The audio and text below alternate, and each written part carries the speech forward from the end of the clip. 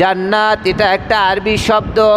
আল্লাহ তাআলা কালামুল্লাহতে অসংখ্য জায়গায় জান্নাতের নিয়ামতের কথা বলেছেন। আল্লাহ তাআলা বললেন, ইন্নাল্লাযীনা আমানু ওয়া আমিলুস সলিহাতি কানাত লাহুম জান্নাতুল ফিরদাউসি নুজুলা। বলেন সুবহানাল্লাহ।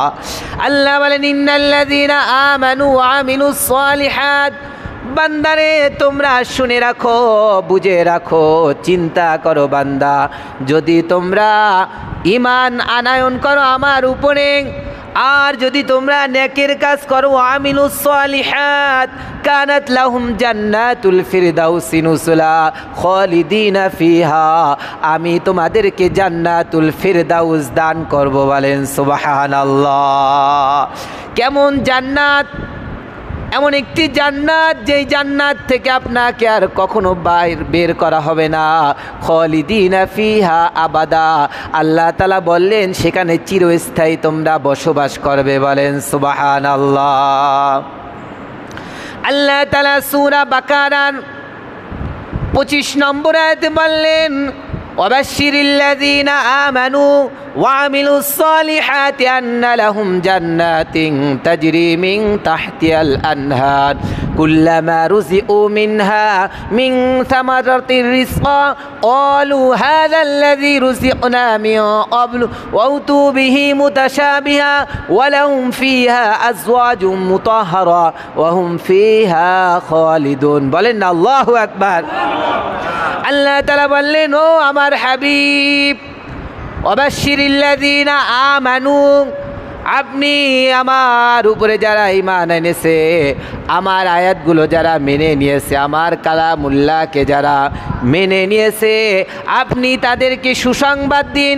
ওয়াবাশশিরিল্লাযীনা, আপনি তাদেরকে সুসংবাদ দিন, আমানু, যারা ঈমান এনেছে, লাহুম জান্নাতুন তাজরি মিন তাহতিহাল আনহার, তাদের জন্য আমি রেখেছি জান্নাত। বলেন সুবহানাল্লাহ। অপর আয়াতে বললেন আল্লাহ, উইদ্দাত লিল মুত্তাকিন, মুত্তাকিদের জন্য আল্লাহ তাআলা জান্নাতকে সুসজ্জিত করে রেখেছে, প্রস্তুত করে রেখেছে। মৃত্যু হতে দেরি আল্লাহ তাআলা তাকে সাথে সাথে জান্নাত দান করে দেবে। বলেন সুবহানাল্লাহ। ভাইরা, বন্ধুরা, বাবাজিরা, কেমন জান্নাত! তাফসীরের ভিতরে আসছে, এমন জান্নাত হবে যার তলদেশ দিয়ে নহর প্রবাহিত হবে। এমন জান্নাত যার ভিতরে আল্লাহ তাআলা নাজ নিয়ামত দ্বারা পরিপূর্ণ ভরে রাখবে। বলেন সুবহানাল্লাহ। ওয়াবাশশিরিল্লাযীনা আমানু ওয়া আমিলুস সলিহাতি আন্না লাহুম জান্নাতিন তাজরি মিন তাহতিহাল আনহার, যার তলদেশ দিয়ে নহর প্রবাহিত হবে। কুল্লামা রুজিউ মিনহা মিন সামারাতির রিজকা, সেখানে আল্লাহ তাআলা বান্দাগুলোকে আহার করার জন্য ফল ফ্রুট খেতে দেবে। বলেন সুবহানাল্লাহ। ফল খেতে দেবে, এমন ফল খেতে দেবে। অপর আয়াতের ভিতরে আসছে আঙ্গুর খেতে দিবে, খেজুর খেতে দেবে, তারপরে আপনার জন্য আনার খেতে দেবে, কমলা খেতে দেবে, বিভিন্ন ফল ফ্রুট দ্বারা পরিপূর্ণ করে দেবে। তখন বান্দাগুলো বলবে, আল্লাহ, এই সব ফল তো আমরা দুনিয়ায় ভোগ করেছিলাম, খেয়েছিলাম, কিন্তু জান্নাতি প্রত্যেকটা ফলের ভিতরে 70 রকম স্বাদ আল্লাহ তাআলা দান করবে। বলেন সুবহানাল্লাহ। ভাইরা, বন্ধুরা, বাবাজিরা, আল্লাহ তাআলা বলতেছেন, ও বান্দা, তোমাদের জন্য আমি জান্নাতে পবিত্র হুর রেখেছি। এক একজন জান্নাতীর জন্য 70 জন করে হুর রেখে দিয়েছি। বলেন সুবহানাল্লাহ। 70 জন হুর রেখেছে, স্ত্রী রেখেছে। ওয়াহুরুম, আল্লাহ তাআলা বলতেছেন, মুত্তাকিনা আলা সুরুরিম মাসফুফা ওয়া যাওয়াজনাহুম বিহুরুন আইন। কাল কিয়ামতের দিন মানুষগুলো যখন জান্নাতি হয়ে যাবে, জান্নাতের সাথে জান্নাতের ভিতরে আসনে হেলান দিয়ে বসে থাকবে, আল্লাহ তাআলা তখন হুরদেরকে ডেকে তাদের সাথে বিবাহ বন্ধনে আবদ্ধ করে দেবে। বলেন সুবহানাল্লাহ। এক একজন মুমিন কয়টা করে হুর পাবে বলেন? 70 জন। বলতে পারেন যে এত হুর দিয়া কি করব, দুনিয়ায় একজনের ঠেলায় তো বাঁচি না, জান্নাতে 70 জন হইলে কি অবস্থা হবে হুজুর? প্রশ্ন আসে কি আসে না? আল্লাহ তাআলা জানিয়ে দিলেন, না না বান্দা, জান্নাতের ভিতরে 1 নম্বরে কোনো হিংসা বিদ্বেষ থাকবে না। কোনো কি থাকবে না? হিংসা থাকবে না। একজন আরেকজনকে হিংসা করবে না, প্রতিহিংসা করবে না। আল্লাহ তাআলা এমনভাবে তাদের অন্তরগুলোকে প্রতিস্থাপন করবে, মানুষের কোনো হিংসা বিদ্বেষ অহংকার মারামারি কাটাকাটি শয়তানি বদমাশি কোনো থাকবে না। বলেন সুবহানাল্লাহ।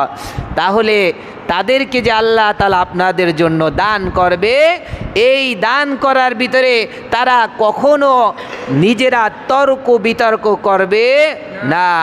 আল্লাহ তাআলা বললেন, লা ইয়াসমাউনা ফিহা লাগওয়ান ওয়ালা কিযাবা। তখন আপনি কোনো জান্নাতের ভিতরে অশ্লীল কথা শুনতে পাবেন না, কারণ সকল মানুষগুলো ভালো থাকবে। বলেন সুবহানাল্লাহ। রাসূলুল্লাহ সাল্লাল্লাহু আলাইহি ওয়াসাল্লাম একবার খুতবা দিচ্ছেন, আলোচনা করতেছেন, জান্নাতের বয়ান করতেছেন। একজন বৃদ্ধা মহিলা এসে বলতেছেন, ইয়া রাসূলুল্লাহ, ইয়া হাবিবাল্লাহ, আমার জন্য একটু দোয়া করেন, আল্লাহ তাআলা যেন আমাকে জান্নাত দান করে। বলেন সুবহানাল্লাহ। আল্লাহ রাসূল বললেন, ও বৃদ্ধা মা, আল্লাহ তো বৃদ্ধা মহিলাদেরকে জান্নাত দিবে না। আল্লাহ তাআলা বৃদ্ধা মহিলাদের কি দেবে না? জান্নাত দিবে না।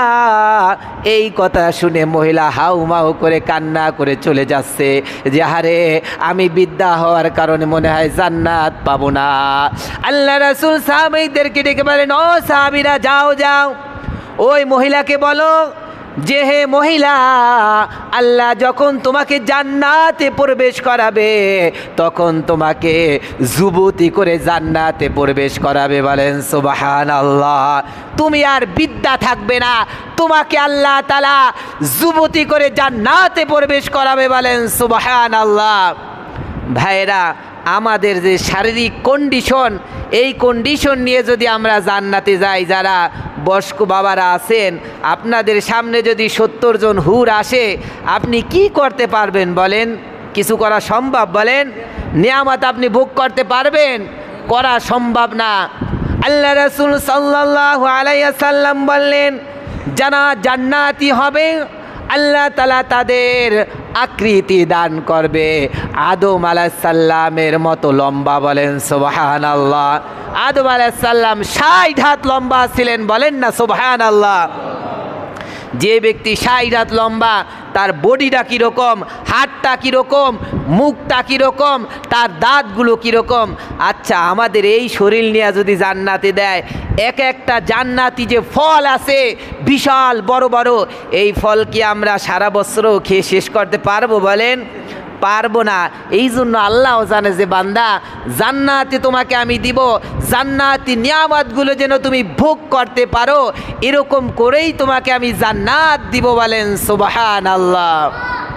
ভাইরা, বন্ধুরা, বাবাজিরা, এবার মানুষগুলো যখন আল্লাহ তাআলা বলবেন, ওয়াসারিউ ইলা মাগফিরাতিম মির রাব্বিকুম ওয়া জান্নাতিন আরদুহাস সামাওয়াতি ওয়াল আরদ। হে বান্দাগুলো, ওয়াসারিউ ইলা মাগফিরাতিম মির রাব্বিকুম, তোমরা দলে দলে আমার মাগফিরাত এবং আমার জান্নাতের দিকে অগ্রসর হও। বলেন সুবহানাল্লাহ। মানুষগুলো জান্নাতের দিকে অগ্রসর হবে।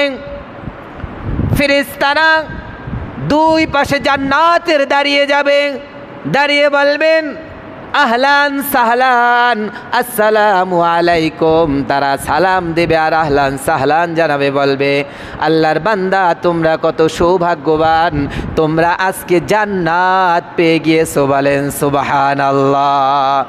জান্নাতের ভিতরে কেমন নিয়ামত থাকবে দুই একটি না বললেই নয়। মানুষগুলো জান্নাতের ভিতরে তিনটা নহর থাকবে, একটা স্বচ্ছ পানির নহর থাকবে, আর একটা নহর থাকবে মধুর নহর, আর একটা থাকবে দুধের নহর, বলেন সুবহানাল্লাহ। কিতাবের ভিতরে আসছে স্বচ্ছ পানির নহরের ভিতরে নৌকা থাকবে। নৌকাটা কীরকম হবে? হীরা মুক্তা দ্বারা খচিত, স্বর্ণ রূপা দ্বারা খচিত একটা নৌকা বানানো থাকবে। আপনি বলবেন আল্লাহ আমি নৌকায় করে একটু ভ্রমণ করব। নৌকায় করে ভ্রমণ করবে জান্নাতি লোকগুলো, দেখবে সমুদ্রের তলদেশ দিয়ে সুন্দর সুন্দর মাছ চলে যাচ্ছে। সে মনে মনে ভাববে যদি আমি একটু খেতে পারতাম, মনে যা চাইবে সাথে সাথে আল্লাহ তাআলা তার সামনে ভুনা করে হাজির করে দেবে, বলেন সুবহানাল্লাহ। আপনার অন্তরটা যা চাইবে আল্লাহ সাথে সাথে দিয়ে দেবে, বলেন সুবহানাল্লাহ। ভাইরা বন্ধুরা বাবাজিরা, কিতাবের ভিতরে আসছে জান্নাতি যখন হয়ে যাবে মানুষগুলো, দুনিয়ার জাজিম দেখছেন, জান্নাতি যে জাজিমগুলো হবে আসমান আর জমিনের মধ্যে যতটুকু ফাঁকা আছে এতটুকু এক একটা জাজিম হবে, বলেন সুবহানাল্লাহ। জান্নাতিরা জান্নাতে গিয়ে দেখবে সুবহানাল্লাহ, এক একটা ঘর যে তাদের জন্য থাকবে, ঘরের একটা ইট স্বর্ণ দ্বারা তৈরি, আর একটা ইট রূপা দ্বারা তৈরি। ঘরের যে কারুকার্যগুলো আছে সেগুলা মুক্তা হীরা দ্বারা খচিত বিভিন্ন ডিজাইন করা থাকবে, বলেন সুবহানাল্লাহ। বান্দাগুলো দেখে আশ্চর্য হয়ে যাবে। আল্লাহ তাআলা বলেন ফালা তা'লামু নাফসুম মা উখফিয়া লাহুম মিন কুররাতি আয়ুনিন জাযাআম বিমা কানু ইয়ামালুন। যে বান্দা তোমাদের থেকে আমি জান্নাতটাকে গোপন করে রেখেছি, যা তোমাদের কল্পনার বাহিরে, একমাত্র তোমরা সেই জান্নাত পাবে নেক আমল ধারা। কিসের আমল ধারা? বলেন নেক আমল ধারা। এবার মানুষগুলো জান্নাতে প্রবেশ করবে, করার পরে এবার জান্নাতটা কত বড় হবে? হাদিসের ভিতরে আসছে আল্লাহ রাসূল সাল্লাল্লাহু আলাইহি ওয়াসাল্লাম বললেন আল্লাহ তাআলা যাকে সর্বশেষ জান্নাত দান করবেন সে যাবে জান্নাতে, গিয়ে দেখবে যে মানুষ ভরপুর। এবার আল্লাহর কাছে বলবে আল্লাহ জান্নাতে জায়গা নাই, আমি কোথায় থাকবো? আল্লাহ তাআলা বলবে ও বান্দা তুমি কি দুনিয়ায় জান্নাত চেয়েছিলে? বলবে হ্যাঁ আল্লাহ আমি দুনিয়ায় জান্নাত চেয়েছিলাম। এবার আল্লাহ তাআলা বলবে তোমার জন্য আমি 10টা দুনিয়ার সমান একটা জান্নাত দিয়ে দিলাম, বলেন সুবহানাল্লাহ। তাহলে সর্বছোট জান্নাত হবে দুনিয়ার কয়টার সমান? বলেন 10টা দুনিয়ার সমান।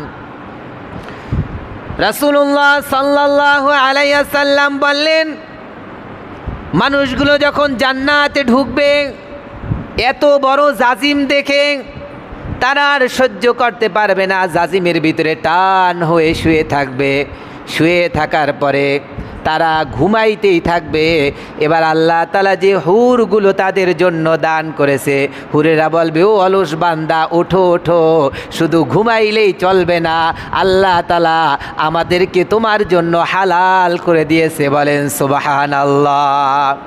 বান্দা ঘুম থেকে চক্ষু খুলে দেখবে আহারে জান্নাতের জানালার দিকে তাকিয়ে দেখবে গাছগুলো মূলগুলো উপরে আছে, ফলগুলো নিচে ঝুলে আছে। জান্নাতি গাছের মূল থাকবে উপরে, ফল থাকবে নিচে।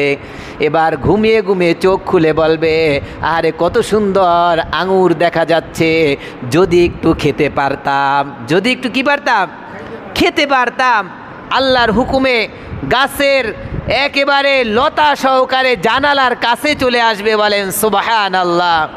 এবার কিছু অলস বান্দা তো আছে দুনিয়ায় ও আখিরাতে, তারা বলবে আল্লাহ অত দূরে যায় আমি ফল খাবো, যদি আমার মুখের সামনে আসতো তাহলে একটু কি হইতো? ভালো হইতো। এবার বলছে মনে, সাথে সাথে আঙুর ফলের থুকা সহকারে মুখের সামনে চলে আসবে। এবার বলবে আল্লাহ এই কষ্ট করে ছিঁড়ে খাবো, যদি আমার দুই দাঁতের মাঝখানে আঙুর ফলটা আসতো আমি একটু সাবান দিয়া খাইতাম। এবার আল্লাহর হুকুমে দুই দাঁতের মাঝখানে চলে আসবে, আবার বলবে আল্লাহ কষ্ট করে চাবাবো, যদি তার থেকে শরবতের মতো হয়ে জুস হয়ে যদি আমার ভিতরে চলে যেত তাহলে ভালো হইতো। হুরেরা বলবে আল্লাহ এটা কেমন আপনার বান্দা, এত অলস থাকে বান্দা। আল্লাহ বলবে ও হুরেরা তোমরা থামো, এই বান্দা দুনিয়ার কোনো নাজ নেয়ামাত, দুনিয়ার কোনো হারাম জিনিস সে ভোগ করে নাই, আমার জন্য সে সব কষ্ট করেছে, আজকে বান্দা যা চাইবে আমি তাই করে দেব, বলেন সুবহানাল্লাহ। এবার বান্দা ফল খেতে থাকবেন, এত পরিমাণ খাবে, এত পরিমাণ খাবে, খেতে খেতে গলা পর্যন্ত চলে আসবে। আল্লাহ তাআলা বললেন যখন তারা খেতে খেতে গলা পর্যন্ত চলে আসবে একটা ঢেক দিবে, সাথে সাথে আল্লাহ তাআলা সব হজম করে দিবে, বলেন সুবহানাল্লাহ। জান্নাতে পায়খানা প্রস্রাব নাই, কি নাই বলেন? পায়খানা প্রস্রাব নাই, কারণ পবিত্র জায়গা অপবিত্র জিনিস থাকতে পারে না। وعن أبي هريرة رضي الله تعالى عنه قال قال رسول الله صلى الله عليه وسلم أهل الجنة جرد مرد لحم كحلا। আল্লাহ রাসূল সাল্লাল্লাহু আলাইহি ওয়াসাল্লাম বললেন যারা জান্নাতি হবে তাদের শরীরে কোনো কেশ থাকবে না, কোনো পশম থাকবে না, বলেন সুবহানাল্লাহ। শরীরে কি থাকবে না? পশম থাকবে না। দ্বিতীয় হলো তাদের দাড়ি থাকবে না, তারা দাড়িবিহীন হবে, বলেন না সুবহানাল্লাহ। দাড়ি থাকবে না।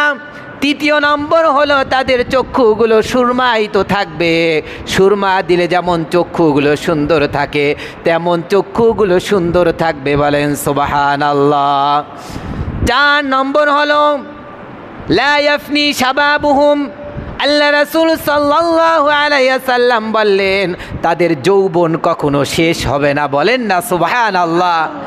এই দুনিয়ায় যৌবন ধরে রাখার জন্য কত হারবাল কত মানুষ খায়, কিন্তু তারপরেও যৌবন এক সময় থাকে না।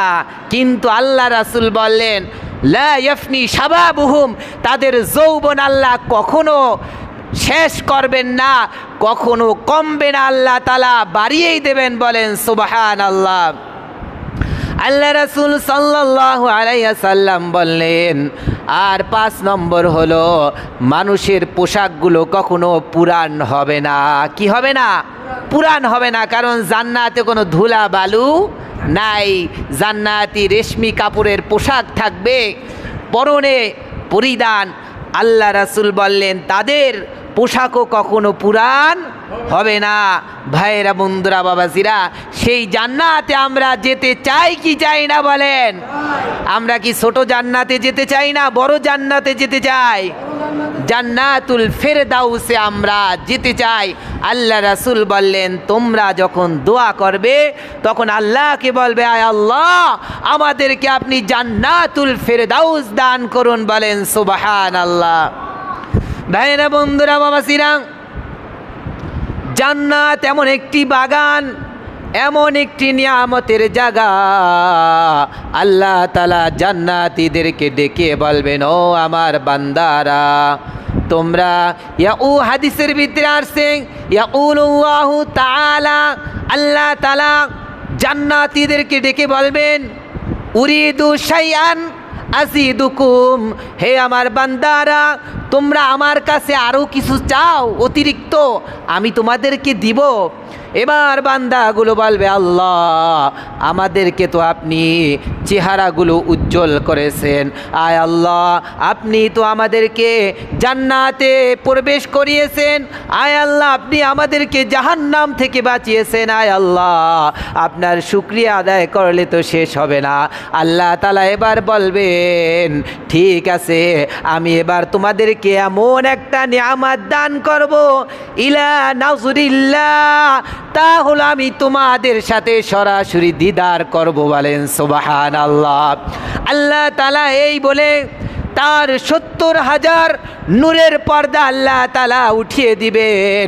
উঠিয়ে দেওয়ার পরে বান্দাগুলো আল্লাহর দিদারে অজ্ঞান হয়ে পড়বে। বলেন সুবহানাল্লাহ। এত সুন্দর আল্লাহ, এত মহান আল্লাহ, যার চেহারার সাথে কোনো তুলনা নাই, যার চেহারা একটা পর্দা উঠানের কারণে নূরের তাজাল্লিতে মুসা আলাইহিস সালামের সময় তুর পাহাড় জ্বলে গিয়েছে। সেই আল্লাহ 70,000 পর্দা উঠিয়ে দিয়ে বান্দার সামনে হাজির হবে। বান্দার দিকে আল্লাহ তাআলা তাকিয়ে থাকবে, আর বান্দারাও আল্লাহকে নজর দিয়ে এমনভাবে দেখবে, দেখতে দেখতে তারা অজ্ঞান হয়ে যাবে। বলেন সুবহানাল্লাহ। ভাইরা, বন্ধুরা, মামাসিরা, আল্লাহ রাসূল সাল্লাল্লাহু আলাইহি ওয়াসাল্লামকে সাহাবায়ে কেরাম বললেন, ইয়া রাসূলুল্লাহ, ইয়া হাবিবাল্লাহ, আমরা আল্লাহকে যখন দেখব সবাইকে দেখতে পাবো না ঠেলাঠেলি বাজবে? ঠেলাঠেলি বাজবে না সবাই দেখতে পাবো? আল্লাহ রাসূল বললেন, সাহাবায়ে কেরাম, আসো তোমরা আমার সাথে। এবার আল্লাহ রাসূল সাল্লাল্লাহু আলাইহি ওয়াসাল্লাম পূর্ণিমার চাঁদের দিকে বললেন, ও সাহাবীরা, আকাশের দিকে লক্ষ্য করো, পূর্ণিমার চাঁদ তোমাদের দেখতে কি কষ্ট হয়? সাহাবায়ে কেরাম বললেন, ইয়া রাসূলুল্লাহ, আমরা সবাই তো সুন্দরভাবে পূর্ণিমার চাঁদ দেখতেছি। আল্লাহ রাসূল বলবেন, কাল কিয়ামতের দিন আল্লাহকেও মানুষগুলো এইভাবে দেখবে, কারো কোনো কষ্ট হবে না। বলেন না সুবহানাল্লাহ। আমরা আল্লাহকে দেখতে চাই কি চাই না? বলেন। সবচেয়ে বড় নেয়ামত হলো আল্লাহর দিদার। কার দিদার? বলেন। আল্লাহর দিদার। দুনিয়ার ভিতরে আমরা অসুস্থ হই, কাশ হয়, জ্বর হয়, মাথা ব্যথা, পেট ব্যথা, কত কিছু সমস্যায় সম্মুখীন হই কি হই না? কিন্তু যারা জান্নাতি হবে তাদের রোগ বলতে কোনো কিছু থাকবে না। বলেন সুবহানাল্লাহ। তাদের কোনো হতাশা থাকবে না, চিন্তা থাকবে না। তারা শুধু আল্লাহর নিয়ামত ভোগ করবে আর শুকরিয়া আদায় করতে থাকবে আর তাসবিহ পাঠ করতে থাকবে। বলেন সুবহানাল্লাহ। এই জান্নাতে আমরা যেতে চাই কি চাই না? বলেন। জান্নাতে আমরা যেতে চাই।